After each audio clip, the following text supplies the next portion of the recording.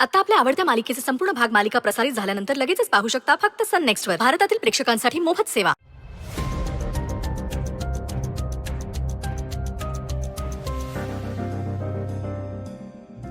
अगं बाई वंच, काय शिवणकाम चाललंय वाटतं.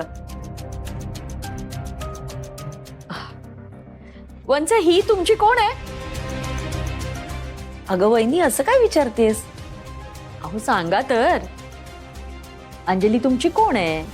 अंजली माझी भाची. का, काय झालं?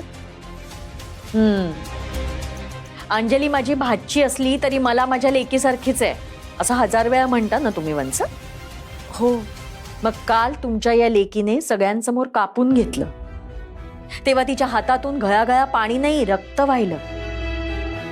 त्याचं तुमच्या जीवाला काहीच वाटलं नाही? अगं वाटलं नसतं तर सईला शपथ घ्यायला लावली नसती. पण ती शपथ पाळतीये का तुमची लेक?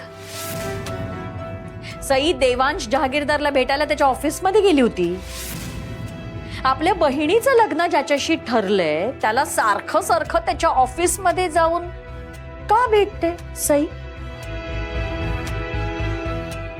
नाही, तुम्हाला सांगता येत नसेल पण मी सांगते ना. देवांश जहागीरदारला भुलवण्याचे सगळे प्रयत्न चालू आहेत सईचे. एवढा मोठा मासा अंजलीच्या गळ्याला लागला तसा तो माझ्या गळ्याला का लागला नाही? मग आता लागावा म्हणून माझ्या प्रेमाचं जाळं त्याच्यावर पसरवते आणि त्याला आपल्या कह्यात घेते. असे प्रयत्न चालू आहेत सईचं सध्या. वहिनी, वहिनी बास आता. माझ्या मुलीविरुद्ध असलं भलतं सलतं काही ऐकून घेणार नाही मी. माझी मुलगी माझा स्वाभिमान आहे आणि माझा पूर्ण विश्वास आहे तिच्यावर. तू जे काय बोलतेस ना तो विचार सुद्धा तिच्या मनात आला नाही. वहिनी, हे बघ, असले भलते सलते आरोप नको करू तिच्यावर. आणि देवांश जहागीरदारांपासून अंजलीला दूर करायचं असतं ना तर तिने ते केव्हाच केलं असतं. त्याच दिवशी तुमचा खोटेपणा उघडकीस आणला असता तिनं, पण नाही केलं तिने तसं. माझ्यामुळं गप्प राहिली ती. खरंच बास कर आता हे आरोप. मी हात जोडते, मला नाही सहन होणार. कसं असतं ना वंच, पैसा भल्या भल्यांची नियत बिघडवतो.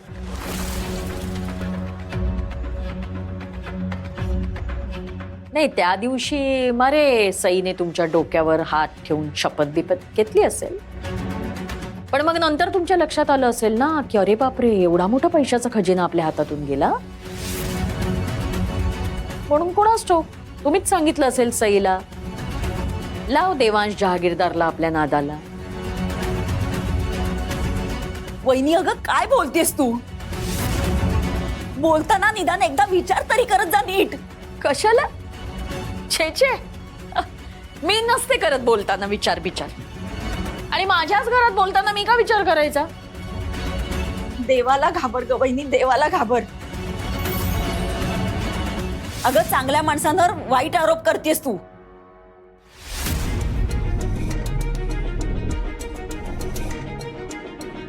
अगं बाई, वा वा वा वा वा वा वा वा वा. अगं अंजली, अगं बघत काय उभी राहिलीयस? जा आरतीचं ताट घेऊन ये, ओवाळायला हवं. मोठा पराक्रम गाजवून आल्यात ना सईबाई. काय सई आल्या आल्या तिच्या मागे लागलात? ओ, तुम्ही प्रत्येक वेळेला येऊन मलाच प्रश्न विचारत जाऊ नका. तुमच्या भाचीला विचारा काय पराक्रम गाजवून आली आहे ते.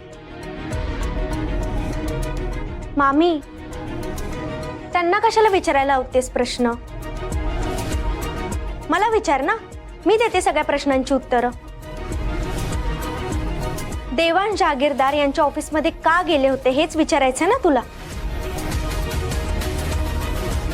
अंजली जेव्हा चिडून तिथून निघाली ना तेव्हाच समजलं होतं मला की घरी माझं असं स्वागत होणार आहे म्हणून. ए बाई, लांबण नको लावूस.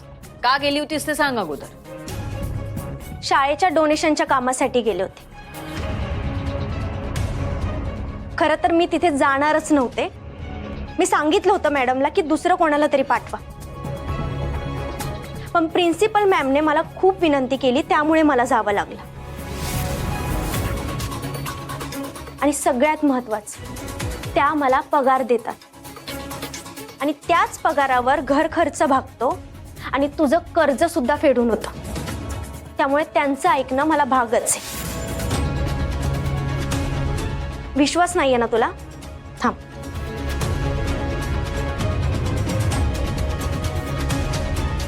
हे बघ, देवाण सरांनी शाळेसाठी दिलेला हा ब्लँक चेक.